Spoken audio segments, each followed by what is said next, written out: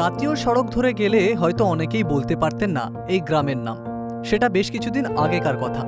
তবে এখন সেই অনামী জায়গাটিকে এক ডাকে চিনে গিয়েছে রাজ্যবাসী। শুধু রাজ্য নয়, দেশ ছাড়িয়ে বিশ্ব মানচিত্রে এই গ্রামের নাম।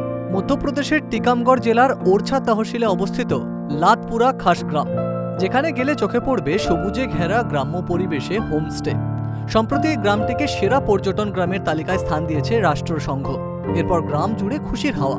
তরুণ গ্রাম প্রধান দিলীপ কুशवाहा বলছেন, उसके लिए बहुत खुशी की बात है मेरे ग्राम पंचायत के सभी जो साथियों को, और उसके जो होम स्टे बने हैं उसके लिए बहुत खुशी की बात है। और इसमें रोज़गार भी बहुत बड़ा है, और आगे भी जो भी होगा उसके लिए भी अपन जो और भी हैं उनके लिए भी अपन प्रेरित करेंगे कि वो बनाएं ये होम स्टे। लोगों को भी बहुत इच्छा है, वे भी बनाने के लिए इच्छुक हैं। अपन भी उन्हें वो करेंगे कि बनवाएं होम स्टे, तो उसमें भी बहुत खुशी का माहौल है। কেন এই গ্রাম ঐতিহ্যের তালিকায় জায়গা করলো, কি রয়েছে এই গ্রামে শুনুন। बगल में अपनी बेतवा नदी भी है, टूर वो गेस्ट आते हैं वहाँ पे भी घूमने के लिए, और जैसे एकांत माहौल है, शांत भी वातावरण है। गांव में ऐसा है जैसे गांव में साइकिल से भी चले जाते घूमने के लिए, ई रिक्शा भी है तो उससे भी घूमने चले जाएं, नदी पे जाएंगे घूमने के लिए। এবার প্রধানেরও যেন দায়িত্ব বেড়ে গেল। তিনি বলছেন আরো উপরে পৌঁছতে হবে। गांव को ऊंचाई तक ले जाएंगे अपन, और अभी और अपना मिशन जारी है। হোমস্টের সঙ্গে যুক্ত যারা রয়েছেন তাদের কাছে গ্রামের পরিবেশ নতুন কিছু নয়, তবে শহুরে বাবুদের কাছে এই গ্রামই উপহার স্বরূপ কিছু মুহূর্ত তৃপ্তি দেয়। जी, शुरुआत तो मन काफ़ी समय से था कि बनाना है, क्योंकि ओरछा से 4-5 किलोमीटर दूरी पर ही है। फिर हमारे पास एनजीओ हरित का और एमपीटी का सहयोग रहा है, उनके द्वारा मार्गदर्शन से फिर हम लोगों ने इसको बनाया है। क्या कुछ खासियत है इसकी? खासियत सर ये है कि ये कुल बुंदेलखंडी जीवन शैली को चित्रित करते हैं गांव, और हम लोगों की पूरी कोशिश ये है कि जो भी शहर के पर्यटक आते हैं तो वो गांव के जिंदगी जीते हैं और वो खुश होकर जाते हैं। কাঠের উনুনে খাবার, বিদ্যুৎ চলে গেলে লণ্ঠন জ্বালার কাহিনী শোনেন পর্যটকরা। 2-2.5 साल हो गया हम लोगों को शुरुआत करे हुए, और तब से अभी तक इस पे कुछ ना कुछ हम लोग करते ही रहते हैं, क्योंकि चलता रहे। तो लोगों का किस तरीके से रिस्पॉन्स आता है? पर्यटक वो काफ़ी खुश होकर जाते हैं। अभी कुछ दिन पहले ही आए थे तो वो दोबारा आने का बोल के जाते हैं। और क्योंकि वो हमारे यहाँ कस्टमर नहीं होते हैं, वो हमारे मेहमान होते हैं। वो हमारे साथ मिलके खाना बनाते हैं, बैठ के खाना खाते हैं।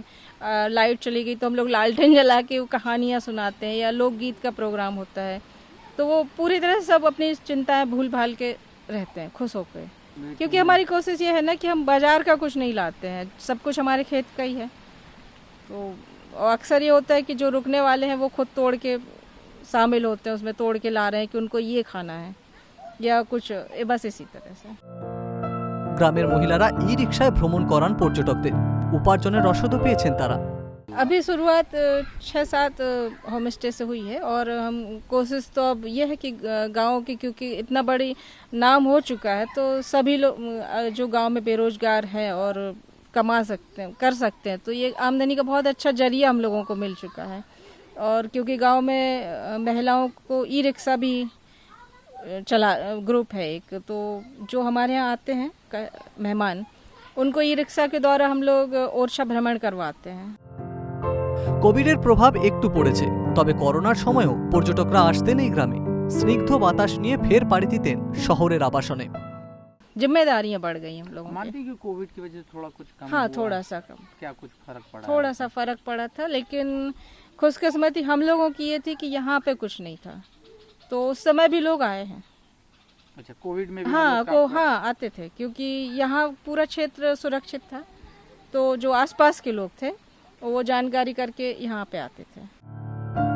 আগামী দিনে এমন 100টি গ্রামকে বেছে নেওয়া হবে যেখানে হোমস্টে করার পর্যাপ্ত পরিকাঠামো থাকবে, ফলে গ্রামবাসীদের উপার্জন বাড়বে, জানাচ্ছেন সরকারি আধিকারিক। हमने अगले आने वाले वर्षों में 100 ग्रामों को ग्रामीण पर्यटन की दृष्टि से विकसित करने का प्रयास हाथ में लिया है, और इन सभी गांवों में लगभग हर गांव में हम 10-10 रूरल होम स्टेज बनाएंगे, ऐसा हमारा प्रयास होगा। और साथ ही साथ वहाँ पर आसपास की जो पर्यटन की दृष्टि से महत्वपूर्ण स्थान होंगे उन्हें भी विकसित करेंगे। सामुदायिक जो एसेट्स हैं वहाँ पर उनका भी विकास होगा उन गाँवों में, और एक नेटवर्क करके इनको संगठित करके पूरे देश में एक नया मॉडल प्रस्तुत करेंगे। তিনি মনে করেন এই পর্যটন ব্যবস্থায় দেশে নয় বিশ্বের দরবারে ছড়িয়ে পড়বে মধ্যপ্রদেশের সংস্কৃতি।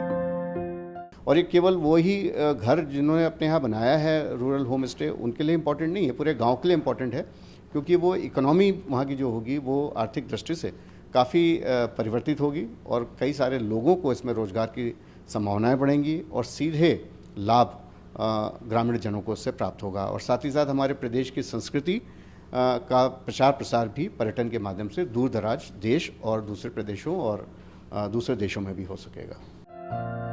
শুধু লাদপুরা খাসগ্রামই নয়, প্রাকৃতিক সৌন্দর্যের দিক থেকে এবং পর্যটনের দিক থেকে ভারতের খুবই জনপ্রিয় আরও দুটি গ্রাম রাষ্ট্রসংঘের তালিকা জায়গা পেয়েছে। মেঘালয়ের কংথং গ্রাম, যাকে হুইসলিং ভিলেজ হিসেবেও ডাকা হয়, কারণ এখানে একে অপরকে ডাকে শীষ দিয়ে। মেঘালয়ের সাফল্যে মুখ্যমন্ত্রী কনরাড সাংমা টুইটে উচ্ছ্বাস প্রকাশ করেছেন। পাশাপাশি তেলেঙ্গানার পোচামপল্লী গ্রামও প্রাকৃতিক সৌন্দর্যের জন্য বিশ্ব মানচিত্রে বিশেষ পরিচিতি পেয়েছে। Bureau report, Calcutta television network.